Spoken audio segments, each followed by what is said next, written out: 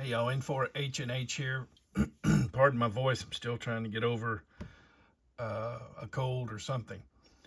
My good friend Wendell, K5WAN, informed me that his version indicator up there on the ham clock has turned red. Mine hasn't yet, but I'll show you a little bit of something about that. Eventually yours will turn red, which, indicates that there's an update. All right, let me zoom in and show you where I'm referring to. If you go up there, right there, about middle of your screen now, you'll see where it says UTC. Out to the right of the clock, right above that, you see V4.12. Okay, so that should turn red, the 4.12, and that will indicate that there is a new version of ham clock out and available.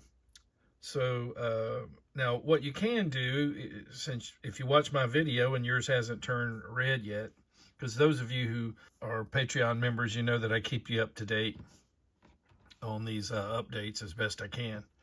So what you can do is go ahead, if yours hasn't turned red yet, just click the version. Okay, I've got my mouse here and I'm going to click the version.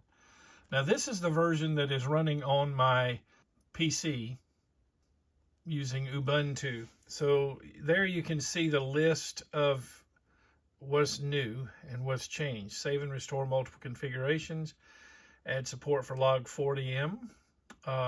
Yeah, okay. I'm sure some of you will like that. Add menu in right pane to select space weather parameters or auto. Add menu in right pane to select DE or DX. Remember, DE is where you are, DX is the other stations. Weather parameters.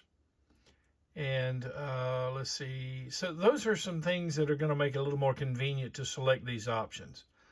Rotator now supports pointing towards long path. Add setup option to set DX on arrival of UDP logger message. Require call signs to contain at least one digit. There must just been some issues there. Okay. Now you'll see mine is red because I didn't accept the update yet. Okay, this time I will go ahead and click it. And again, we'll take a look there at the list. And I'm going to go ahead and say yes to the update. Now again, this one here is running on my PC using Ubuntu to make my Windows operating system really be able to accommodate this Linux, a Linux program. All right, so you can click anywhere to go through the setup. I'm not going to do that. I'm going to let it go ahead and just time out.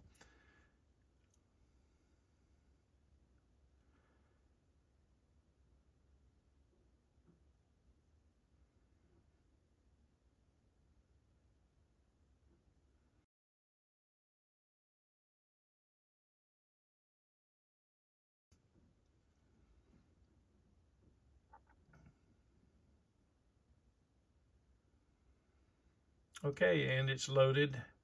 I'm using the DRAP map right now, the D layer. This is going to give the D region absorption.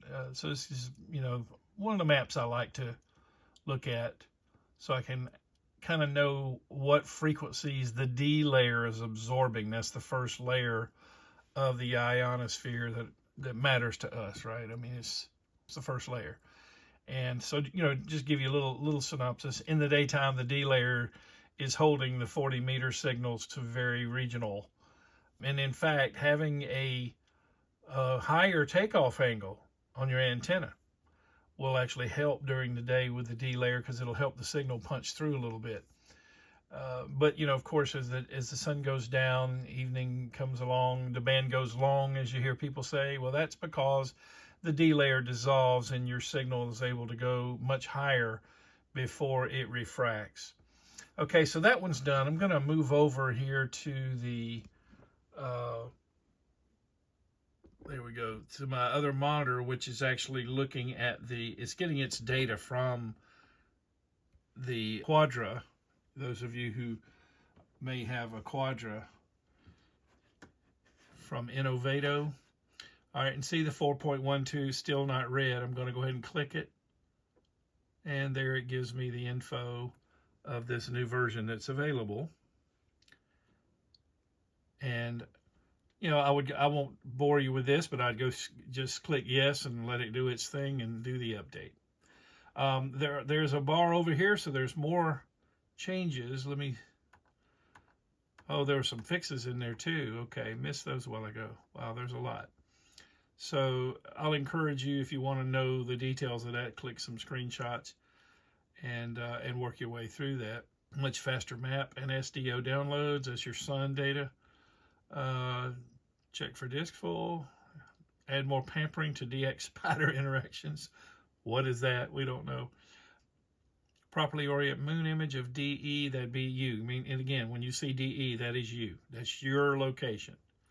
So DEWX, that's your local weather. DX cluster pane was not properly erasing old spots. Oh boy, that's good. Because you want to keep that list down to what's real. It gets out of hand. I've had over 400 spots. And they clutter up your map too. Call sign panel would flash when push to talk was activated. I never noticed that. But okay, well, there you go. Hopefully you found this helpful and informative. And by the way, now you can see that my 4.12 up there is red because I didn't accept the update yet. So I'll go back and do that, but I'm not going to bore you with it. Hey, thanks for watching videos on my channel. Thank you to the Patreon team, especially the long haulers who make these videos possible. Quite frankly, without them, you wouldn't have seen this video or, well, around 700 and something others. They make it possible. Literally, if I don't have enough of the Patreon membership, this whole operation goes down because I operate without any corporate sponsorship so that they can't tell me what I can and cannot say. So you guys are vital. If you don't want me to continue doing this, just cancel your subscription. I'll get the message. All right. Thanks a lot. 73 from N4H&H.